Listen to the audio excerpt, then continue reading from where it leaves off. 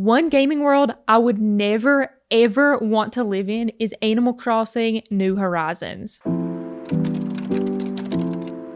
Hi friends, if you're new here, my name is Ashley and welcome to Ash's Cozy Corner. So I don't know if anyone else does this, but while I'm playing games, I can actually envision myself living in the world of the game that I'm playing. Or it could be the exact opposite, and even if it's a game that I love, I could never envision myself living in that game world. So I kept thinking about it and I realized how fun it would be to chat with you all and talk about why I would love to live in certain worlds, like being able to participate in the amazing festivals of Pelican Town, or becoming the arcade game champ in Port Forward. The first game world that I would love to live in is actually somewhere that I could compare to where I actually live in real life, sort of, kind of. Story of Seasons, Friends of Mineral Town is actually a dream game world of mine that is pretty close to regular life, but it still has that escape from reality aspect to it. Just imagine waking up, going outside, and just taking care of the farm. So imagine growing, watering, and harvesting the crops you grew, and the animals have the cutest designs. I mean, what would be cuter than hugging one of these chickens? And after a long day of farming,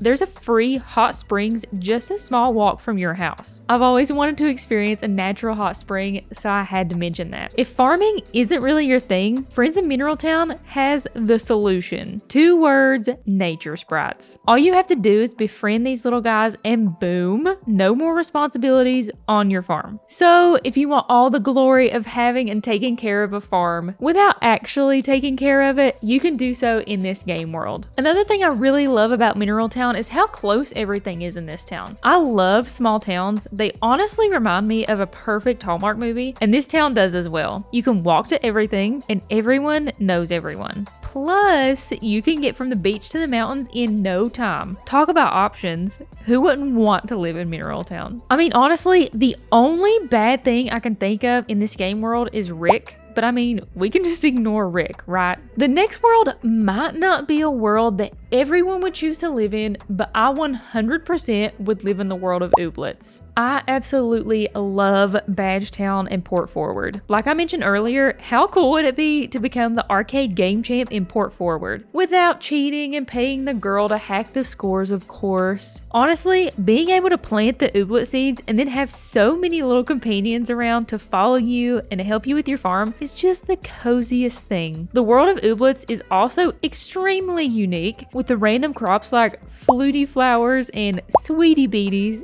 and the recipes. Oh my goodness, the recipes you can make. I will say, they may not all taste the absolute best, but how fun would it be to try all of the random recipes from Ooblets? So we have quib tarts, we have Mamounia macaroons, and we have bee buns. Someone needs to make one of those unofficial Ooblet recipe books like you see in Books A Million, since I can't actually live in Badgetown, but I still want to eat all the food.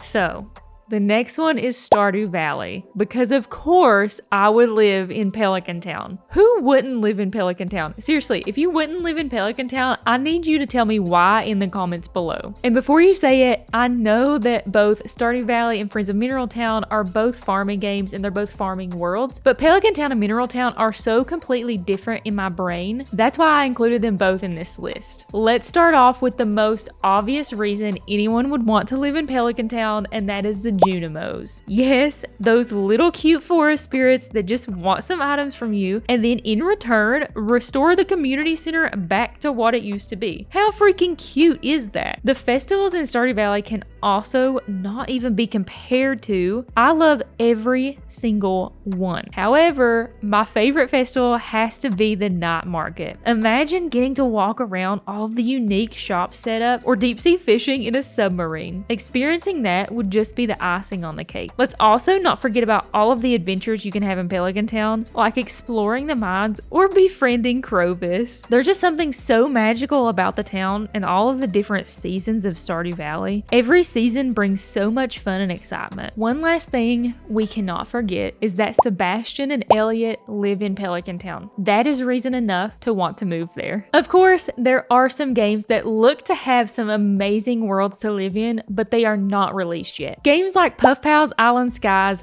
Fae Farm, and Mail Time all look like they have wonderful, beautiful worlds to live in, but we'll have to wait until they come out to judge that better. You never know, they could end up on my list of cozy game worlds that I would not want to live in. I mean, Blanche is pretty grouchy. Speaking of cozy game worlds that I would not want to live in, let's talk about those for a minute, shall we? I think one of the games on this list might shock you. The Legend of Zelda Breath of the Wild is a game that I myself consider cozy just because the fact that you get to explore around so much and you get to collect so many items like silent shrooms or the blue nightshades. The map had so many unique places to see, like gorgeous beaches, dense forests, snowy mountains. I could literally go on and on. Honestly, even the shrines were cozy puzzles most of the time, other than the test of strength shrines. However, let us not forget the fact that a blood moon exists. Every single enemy you've ever defeated coming back for you just to have to destroy again. I remember being so confused the first time a blood moon happened and realizing that all of my efforts to kill enemy camps were just obliterated. The blood moon alone is the main reason I would not live in Breath of the Wild Hyrule. Hino,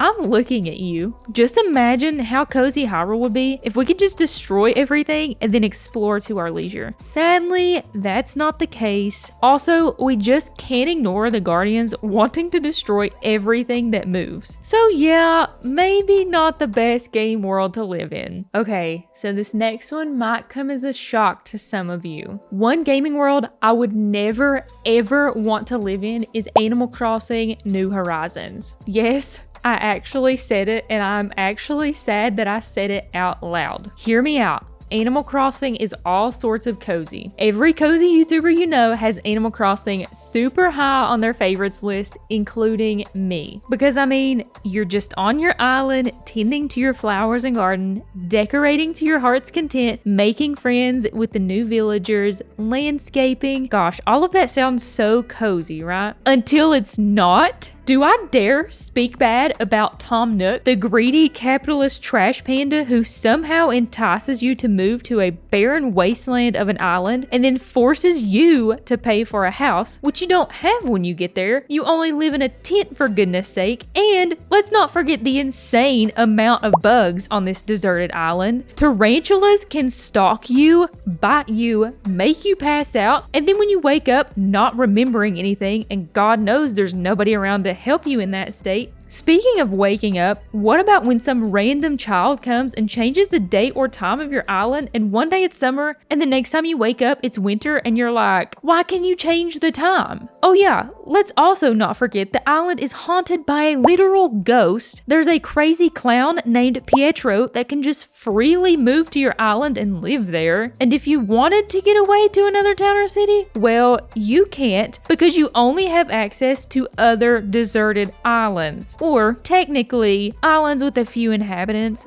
basically like the one you live on. So you're stuck. Okay, that may have been a little dramatic, but honestly, who wants to live on a deserted island? If it was another Animal Crossing game, I would probably consider that world a gaming world that I would want to live in, just not New Horizons. Seriously, y'all, I made this video because I think it would be so fun to talk about what gaming worlds you would live in and why. I think this is such a fun thing to think about, which is probably why I think about it a lot. Maybe we could even make this a yearly video and chat about the cozy games that released that year. So if you're looking forward to that, definitely don't forget to subscribe. If you need some recommendations for cozy Switch games releasing this year that the next cozy game worlds I would live in will probably be based off of, definitely click right here. Thank you all so much for watching. Have a cozy day and God bless.